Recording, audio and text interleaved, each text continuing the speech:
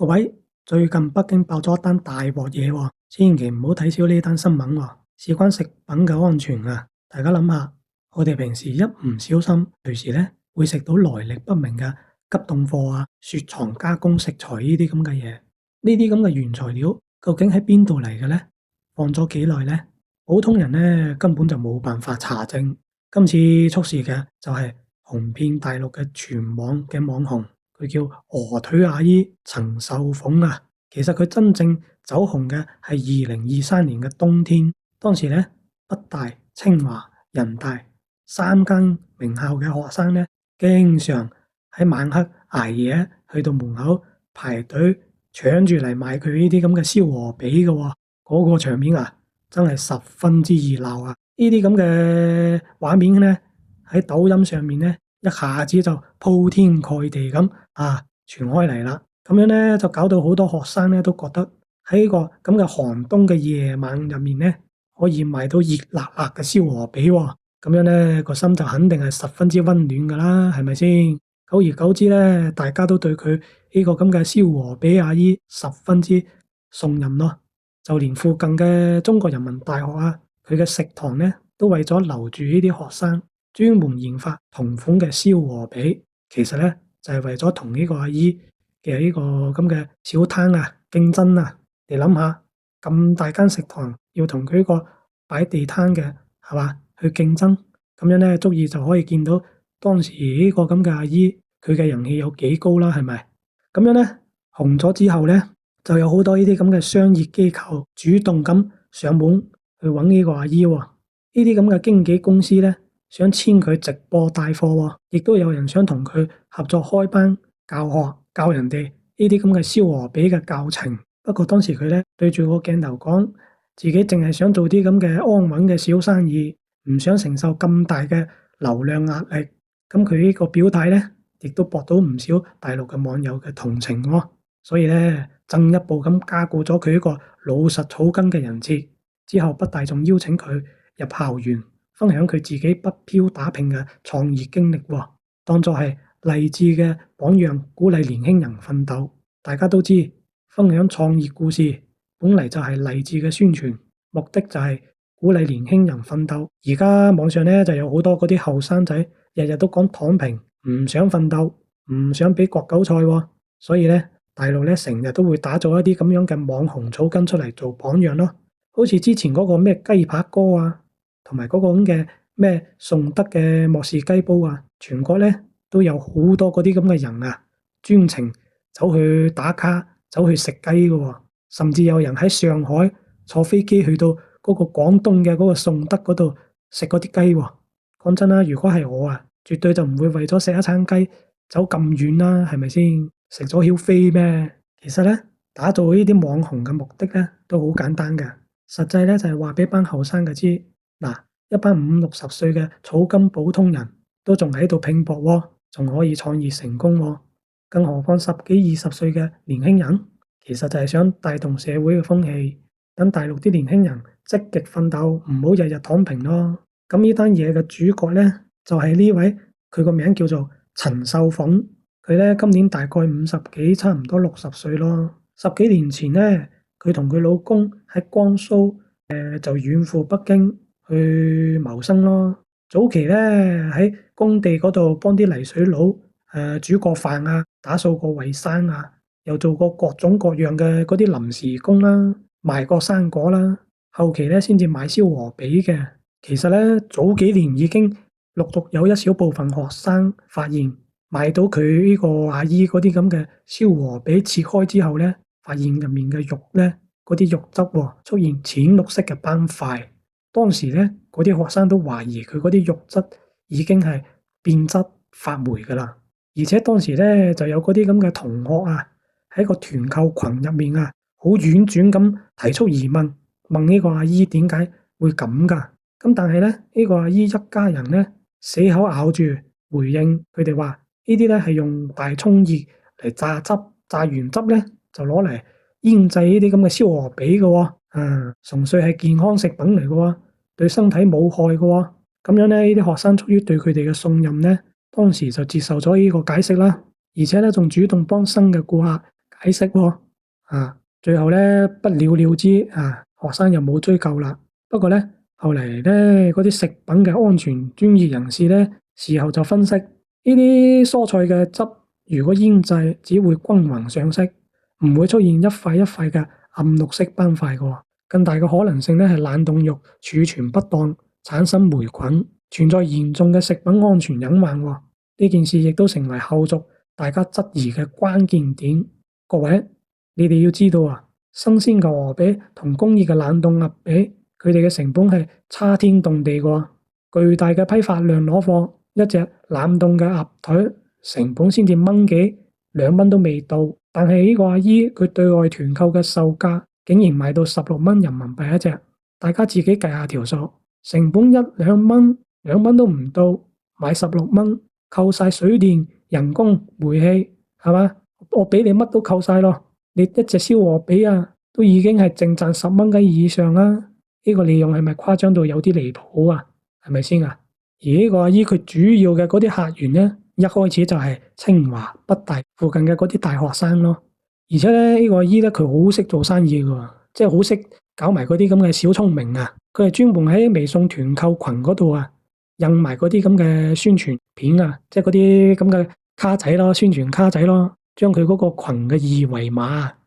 印上去嘅。然後咧同學校嗰啲咁嘅保安係嘛，你知噶啦，啲保安好好講嘅啫嘛，係嘛，好講幾句，俾啲煙，俾啲水，人哋飲下係嘛，俾啲煙仔食下係嘛，啲保安乜都聽你講噶啦，啱唔啱啊？叫佢試一張嗰啲咁嘅卡片仔入去宿舍嗰啲門牙嗰度啫嘛，又唔係好嚴重嘅咩嗰啲罪行係嘛？呢啲咁嘅小事，一般嗰啲保安都會幫手嘅。咁佢又將嗰啲咁嘅二維碼咧，又印到學校周邊嗰啲地方咯，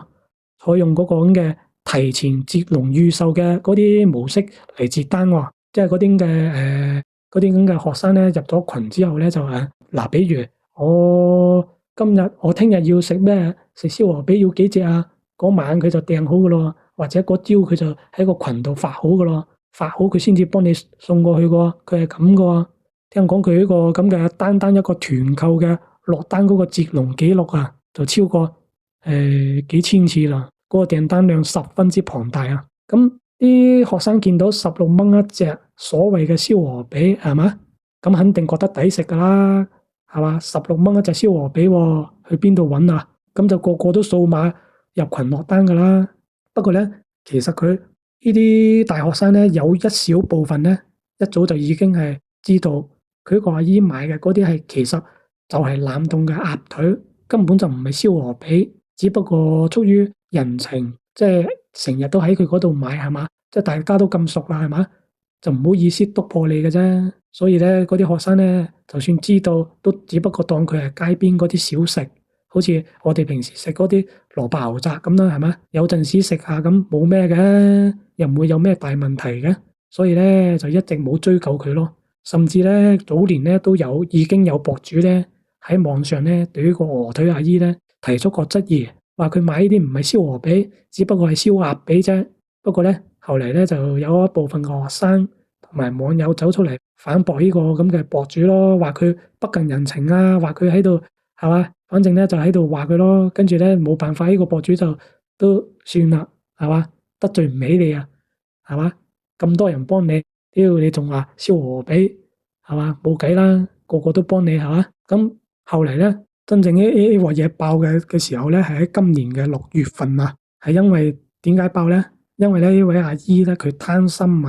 想擴張佢嘅生意版圖就走到去北京嗰個國貿 CBD 嘅寫字樓區域度派傳單，拉嗰啲白領入群團購，想話開闢上班族嘅客源咯。咁白領嗰啲群體咧，又唔會好似學生咁樣咁顧及情面嘅喎，佢哋通常都睇中嗰個消費嘅承送啦。不過人人都有貪實惠嘅心態嘅，就算白領都唔例外啦，係咪先？咁呢啲白領見到哇16蚊一隻燒鵝髀喎，咁肯定落單噶啦，係咪先？咁點鬼知喺今年嘅6月4號，一位國貿嘅白領喺個群度落單，跟住落完單之後咧，外賣小哥就幫你配送噶啦，係咪先？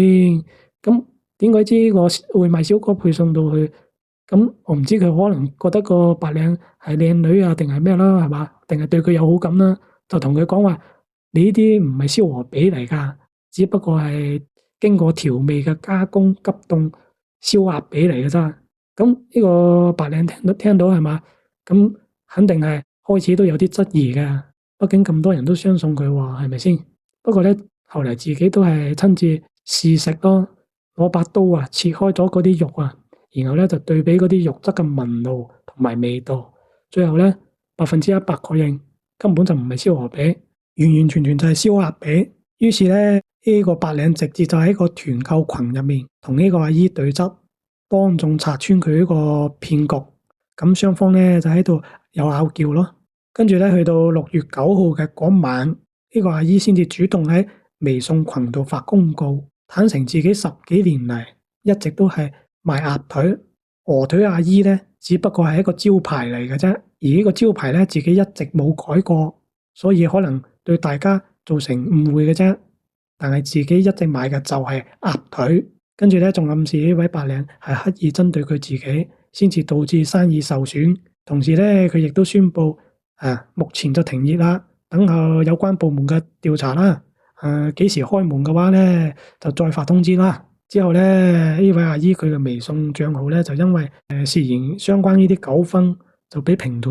限制咗，冇辦法再加新嘅顧客同埋好友啦。咁呢單嘢曝光之後咧，即刻就有人舉報啦。舉報咗之後咧，馬上就又有嗰啲咁嘅記者啊，拉埋市場監管部門啊，嗰啲咁嘅人員啊，甚至連嗰啲律師啊，都去到現場介入調查喎。咁面對呢啲執法部門啊、記者、律師啊，呢個阿姨嘅解釋咧就話10幾年前自己一開始的確係賣燒鵝髀嘅，後嚟16蚊嘅價位，呢個咁嘅燒鵝髀嘅貨源已經冇咗啦，成本咧做唔嚟會蝕本㗎，所以咧先至無奈用翻燒鴨髀，一直以為高效嘅熟客全部都心照不宣啦，以為大家嘅心裏面都有數啦，係嘛？即係佢嘅意思咧，其實就係話嗱，我收你16蚊㗎咋，你俾16蚊我㗎咋，你唔好想食燒鵝髀喎，我俾呢啲係冷凍燒鴨髀你嘅啫喎，你唔好揾我麻煩喎。其實佢大概嘅意思就係呢個意思咯。而且咧，佢個仔仲對啲記者講話，佢哋每日嘅嗰啲凍貨咧，都係喺嗰啲正規渠道入貨嘅，當日醃製、當日燒嘅，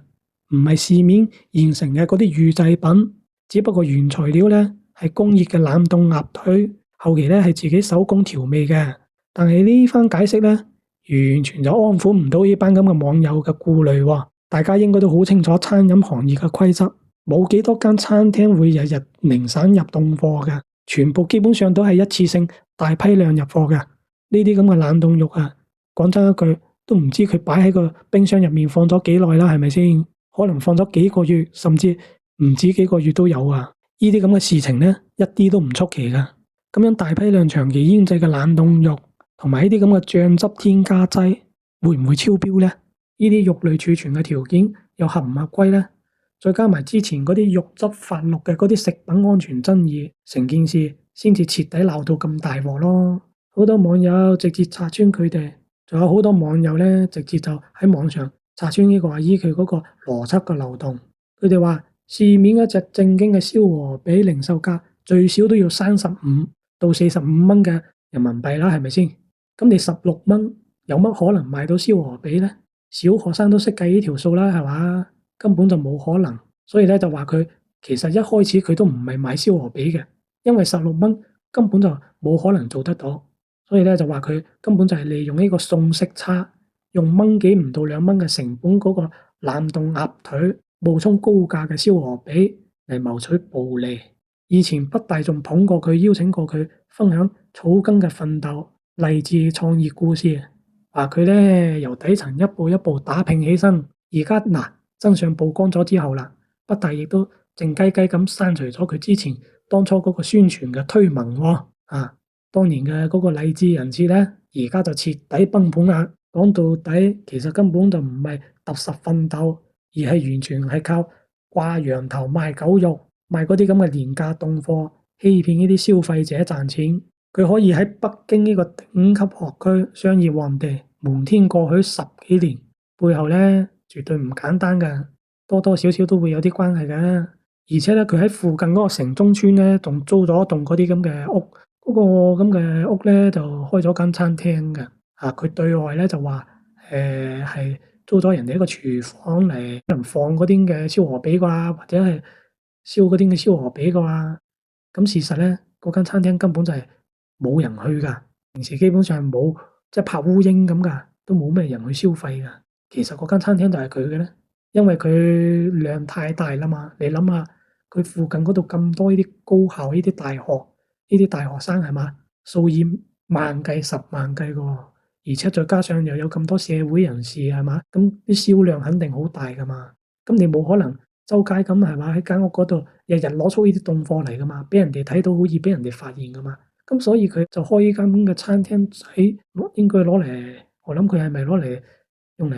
掩人耳目咯，就係咁咯。所以咧都可以睇得出佢呢十幾年咧真係賺到盆滿缽滿㗎。咁又有好多人提出質疑喎，點解佢呃咗咁多年，啲大學生都分辨唔出咧？其實咧理由都好簡單嘅，燒鵝髀啊嘛，好似燒鵝啊、燒鴨啊呢啲咁嘅嘢咧，都係廣東啊、廣西、香港同埋澳門呢啲咁嘅南方人經常食嘅嘢，係嘛？北方人咧就食燒鵝髀呢啲係比較少嘅，呢個又係事實嚟㗎。咁好似北京都有燒鴨嘅係嘛？但係燒鴨咧一般都比較貴嘅，一般閒閒地消費一餐咁都過百蚊嘅。咁你學生唔會話經常消費咁高㗎嘛？咁你話嗰啲富二代咁就又唔同啦，係嘛？但係冇理由個個學生都係富二代嚟㗎嘛？咁大部分嗰啲咁嘅北方年輕人咧，其實根本都分唔清鴨同鵝㗎，真係分唔清㗎。佢哋鴨同鵝嗰啲鴨嗰啲肉質啊，同埋嗰啲聞到嗰啲味道差別，佢哋真係分唔出㗎。唔同好似我哋廣東呢邊呢啲，經常都食燒鵝、燒鴨呢啲咁嘅嘢，睇啲皮嘅紋路同埋色澤，基本上幾秒鐘就可以區別得出嚟係咪燒鴨定燒鵝。好似廣東嘅正宗燒鵝，係嘛？燒鵝皮咧係晶瑩通透嘅，嗰啲紋路咧亦都好清晰㗎。但係呢個咁嘅阿姨咧，佢又好精㗎喎，佢刻意將呢啲咁嘅鴨腿啊燒到嗰啲皮啊燒到爛晒啊，然後咧就放咗好多嗰啲咁嘅重口味嗰啲嘢，嗰啲咁嘅調料落去啊。你知㗎啦，北方人一般食嘢都比南方呢邊啲人重口味㗎嘛。咁佢放啲調料咁重口味係嘛？咪話北方人啦，你就算係廣東人去到食啊，俾佢咁樣整啊，分分鐘都未必分得清佢究竟係鴨定係鵝啦，係嘛？不過如果有人叫呢個阿姨佢唔好燒爛嗰啲皮，落少啲嗰啲嘅調料啊，嗰啲嘅嘢啊，原汁原味咁，我咁講佢絕對唔敢賣俾你。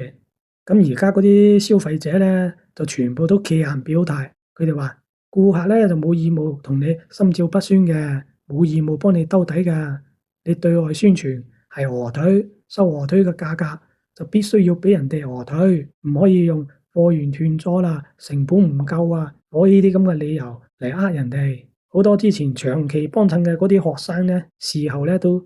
整咗個群，佢哋嗰啲大陸嗰啲微信群啊，打算集體退款索賠。咁多年落嚟嘅訂單咧，你諗下，如果真係要呢位阿姨賠嘅咧，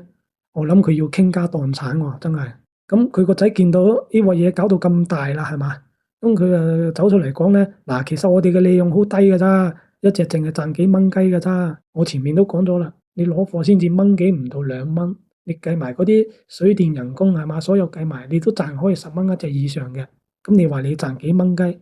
你講大話都唔使打草稿咩？係咪先？做生意依家嘢啊，最基本嘅良心同埋責任佢都冇，係嘛？你就算光明正大賣燒鴨啊，都冇人話你啦。但係佢用呢啲咁嘅，都唔知放咗幾耐時間嘅呢啲咁嘅工業冷凍貨，靠呢啲咁嘅重口味嚟調嗰啲味道造假，仲出現呢啲肉質發綠嘅呢啲食品安全隱患，長期嚟刻意誤導呢啲消費者。咁而家佢北京嗰個海定嗰啲嘅咩相關監管部門已經正式立案調查㗎啦，喺度抽查緊佢呢啲嘅食材啊，同埋對佢咁多年嚟嗰啲嘅銷售記錄啊。你知啦，喺大陸全部都係